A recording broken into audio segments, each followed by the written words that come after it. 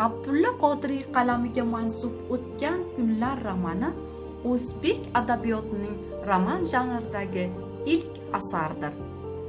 Shu bilan yozuvchi o'zbek romanchiligiga asos solgan. Ushbu roman orqali Abdulla Qodiriy xalqning milliy ongini uyg'otmoqchi, tariximizning eng kir va qora kunlarini, xon zamonlarining mudhish tarixiy jarayonlari haqida so'z ochib, bundan xalqqa saboq bermoqchi bo'ladi. Asarning markaziy qahramonlari bo'lmish Otabek va Kumush hamda Yusufbek Hoji, O'zbek Oyim, Zaynab kabi obrazlar o'zbek adabiyotining tom ma'noda yorqin qahramonlar namunasidir.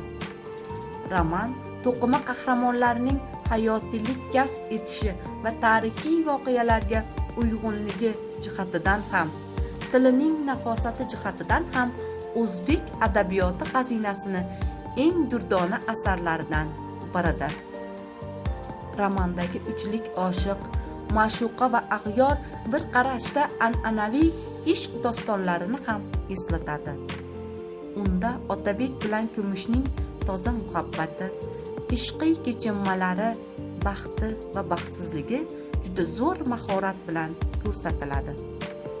Asardagi juda kam insonlar qalbidan chuqur joy oladigan bir durri bebaho ishq muhabbat tuyg'usiga doir inji tafsilotlar kitobxonni hayajonga soladi.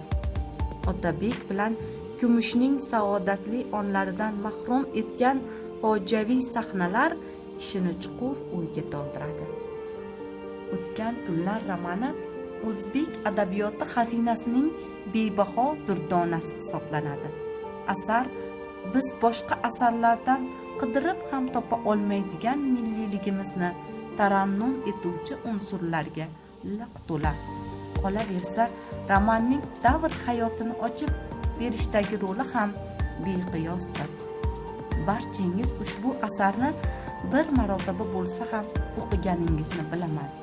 Ammo o'tgan kunlar bizga o'tgan kunlarimizdan dars beruvchi, bizga bizni o'rgatuvchi romandir. Aziz kitobxon, ushbu tarixiy durdona asarni yana bir bor o'qishingizga tavsiya etib qolaman.